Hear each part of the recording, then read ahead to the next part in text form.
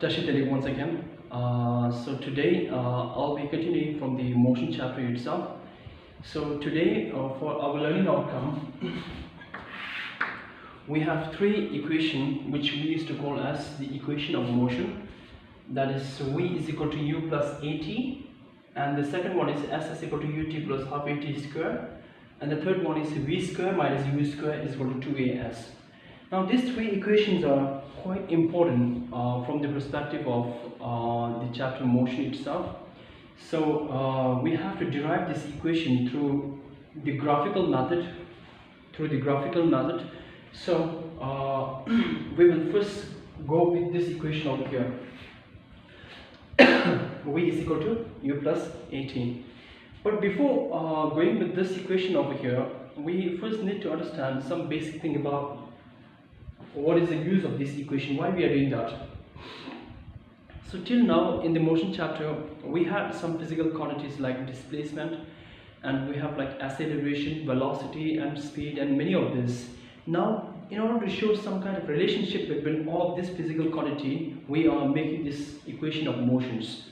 Now this equation of motion we have to derive it, right, through the graphical method. So let us understand the graph itself first. So now if you look at this graph over here, you can see this is the point here.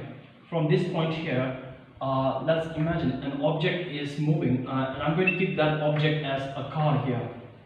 Okay.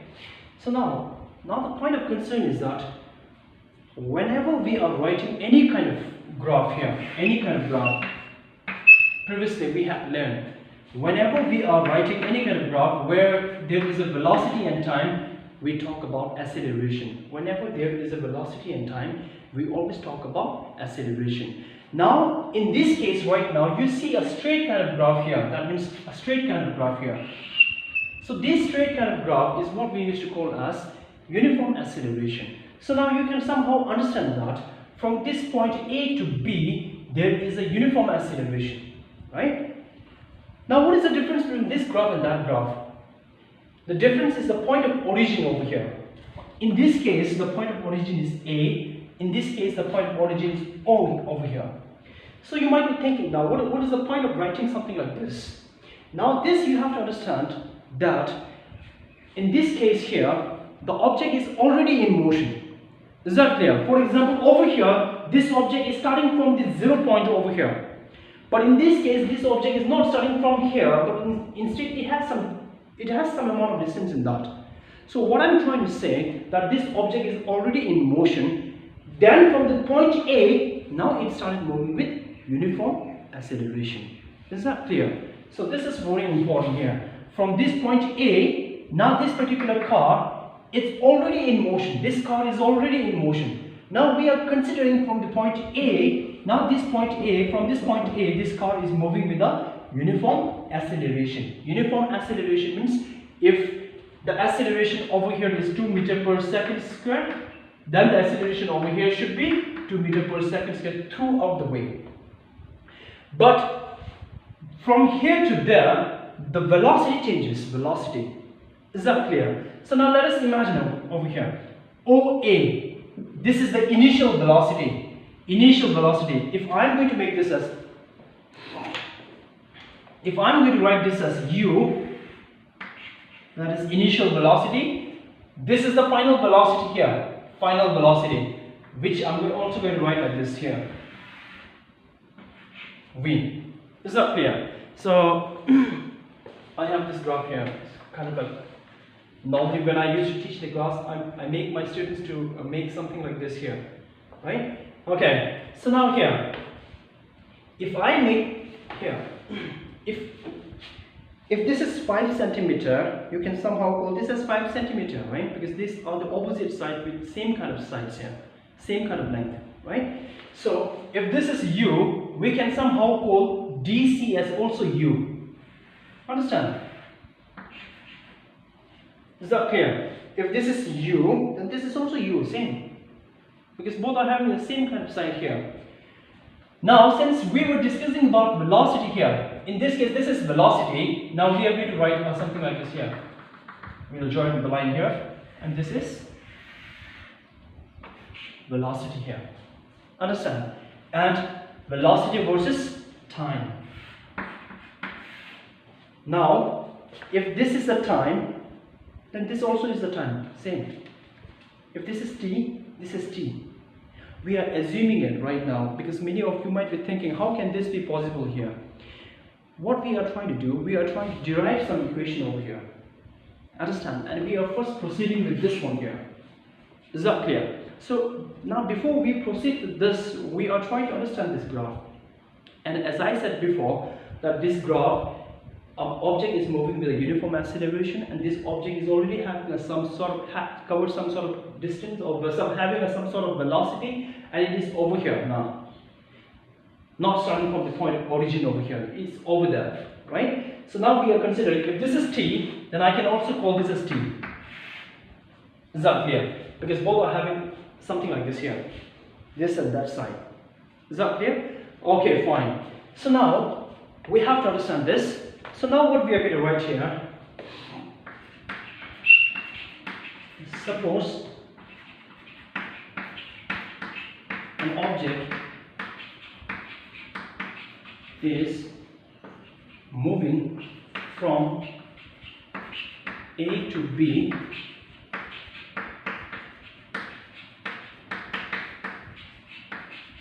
uniform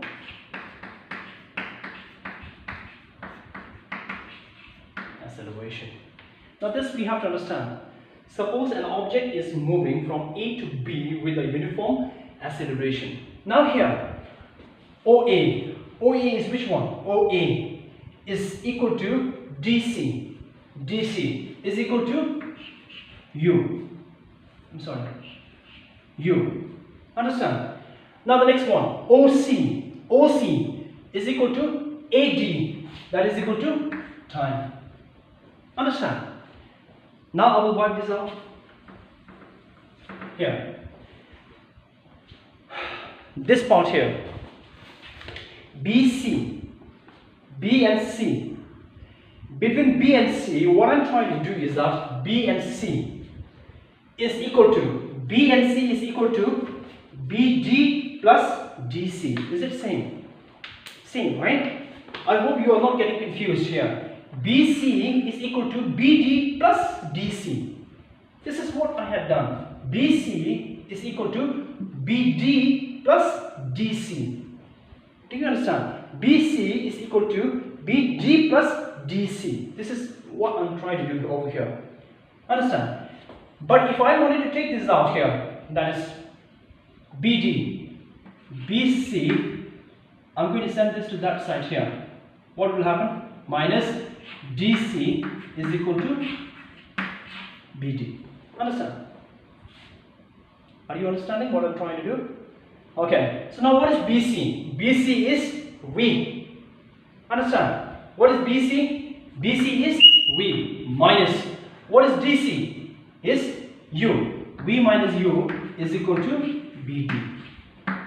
Now this you have to write for all the three equations. Understand? So now our first equation is also known as velocity time relation. Velocity time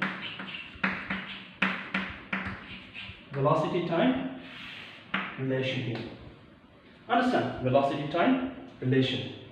Now we have to find from A to B, we have to find the acceleration.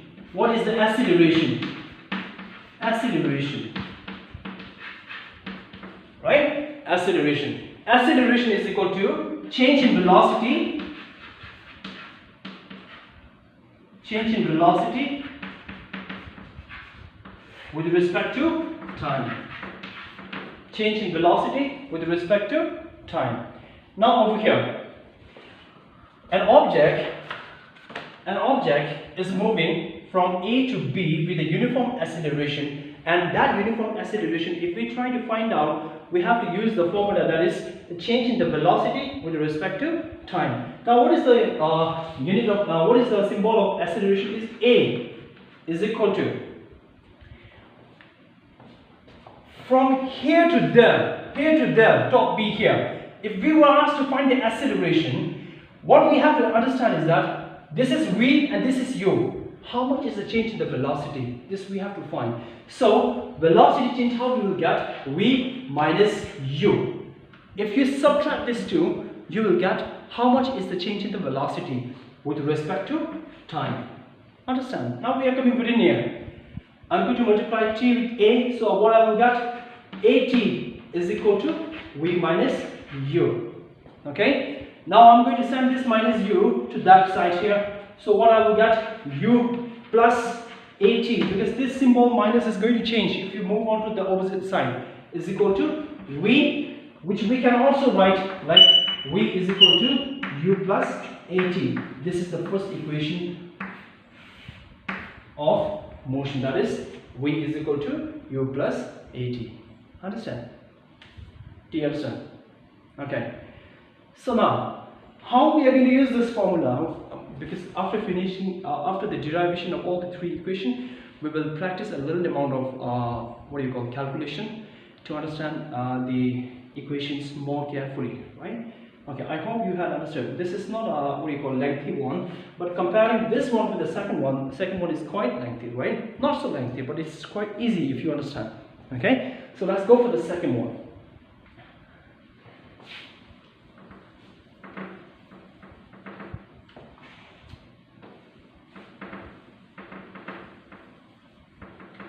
So again, what you have to do is that,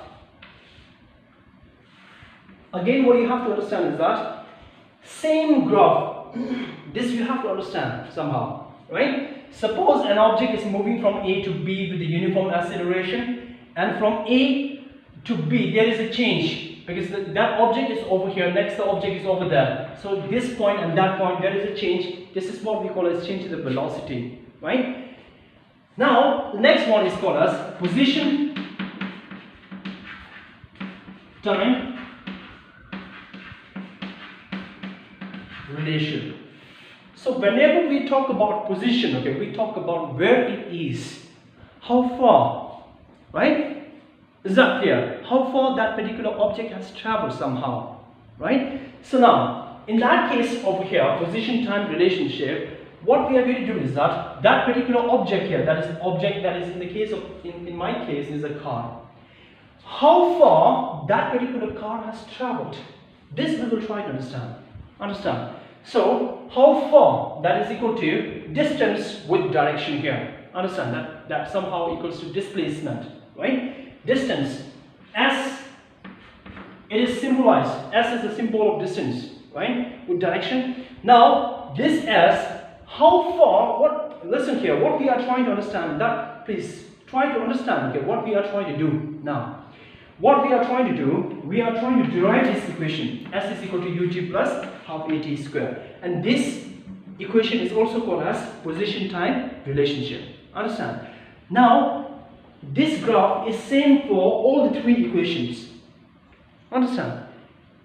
Now over here, what I'm trying to do is that, let's say, there is an object. This object is traveling from this point to that point. This point to that point.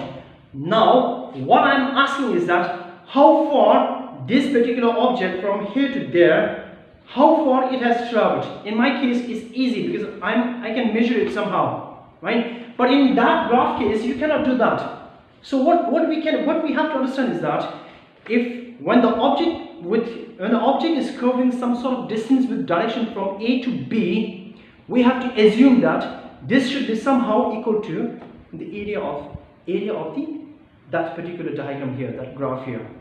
For example, okay, I don't know whether it works or not, but let me just create it over here. For example, there's a hole here, and a person is running on top here. He's curving from this point to that point. He's curving. If I ask you how far he has traveled, you are somehow going to measure this line, right? Because when you make this line, when you measure this line, you can somehow have an approximate idea of how far this person has run, right, from here to there. Now, in our case here, right now, the graph is in that way, right? What I'm asking is that from here to there, how far he has traveled should be equal to the area of this trapezium over here. Understand? This is what we are trying to assume for the time being, right? Okay. So what I'm trying to do is that how far this particular object has traveled is equal to the area of the OABC. Area of trapezium. OABC. Area of trapezium OABC. Now this is a trapezium. Now normally what is trapezium? In a geometry, trapezium is a geometrical shape with when two sides are parallel. Here.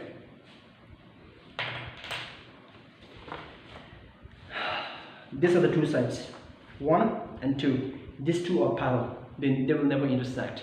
But these two are not parallel. So this kind of diagram, this kind of like geometrical shape is what we call as trapezium. Now in our case here right now, what I said, how far this particular car had traveled in a direction is equal to the area of OABC, area of whole this diagram here. Understand? But if you look at this diagram carefully, area of trapezium here, you can see two kind of diagram here. Diagram number 1, you can see rectangle. Can you see one rectangle here? I will mark with a different kind of chalk here. Okay, here. Is that a rectangle? Right? And the second one is, can you see a triangle? This is a triangle. Triangle. Is that clear? So now this I'm going to carry over here. Understand? So what I'm getting is S is equal to area of trapezium OABC, as I said before. Now this trapezium, I'm going to break it into two parts here. This is a trapezium. Now this trapezium, what I'm going to do is that I'm going to break this into a rectangle one, right? Area of rectangle. What is a rectangle? OADC. OADC. Understand? OADC. Area of rectangle OADC plus there is another one, that is the area of triangle plus area of triangle. What is the area of triangle? This one, OABD. Area of triangle ABD. Okay, so now we are going to find is equal to, what is the area of rectangle?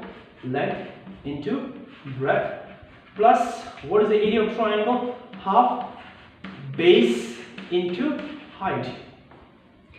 Now let's go for rectangle here. If you look at this rectangle here, I'm going to like take this out. Yeah, rectangle here. Look at this rectangle. Which one is length? Length is U. Can you see that? Length is U. So what I'm getting is length is U. What is breadth? Breadth is T. Can you see? T. UT plus half into. Look at this triangle here now. Look at this triangle. Focus on this triangle here. This triangle. Focus on this triangle. What we are getting is, if you look at this triangle here, half base. This is the base of the triangle, right? If this is the base, we can see this is T. This is T, this is T, same. T, T. Can you see that? This is the base. So half into T into. What is the height? Height is this one here. That is B and D. What is the value of BD? BD is equal to V minus U. We already got that. BD is equal to total V minus U. So V minus U. Understand? This is where we are now. How I'm going to write? S is equal to UT plus half V minus U T. This is equation number 1. Understand?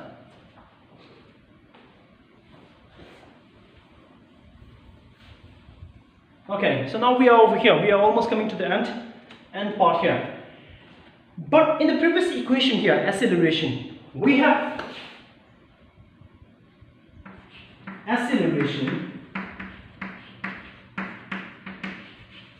acceleration A is equal to v minus u upon t. We know that acceleration is the change in velocity with time. Understand? So now this t I'm going to set on top here. A t is equal to v minus u. Understand? Now, what can you find over here? V minus u. And what do you see over here? V minus u. And this v minus u is also equal to at. So instead of writing v minus u, can I write at? Same. Because we are deriving an equation.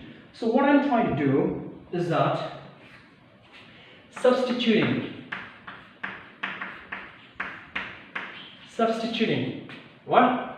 V minus u is equal to at. Instead of writing v minus u, I'm going to write at. Why? Because at is somewhat equal to v minus u. Right? Substituting v minus u is equal to at in equation number 1. In this equation 1. So I'm going to copy this equation once again. S is equal to ut plus half v minus u upon what? Into t. Now instead of writing v minus u, I'm going to write at here. So what I will get? S is equal to ut plus half. Instead of writing v minus u, I'm going to write at t. This t you can somehow multiply. Ut plus half at square. This is S. This is the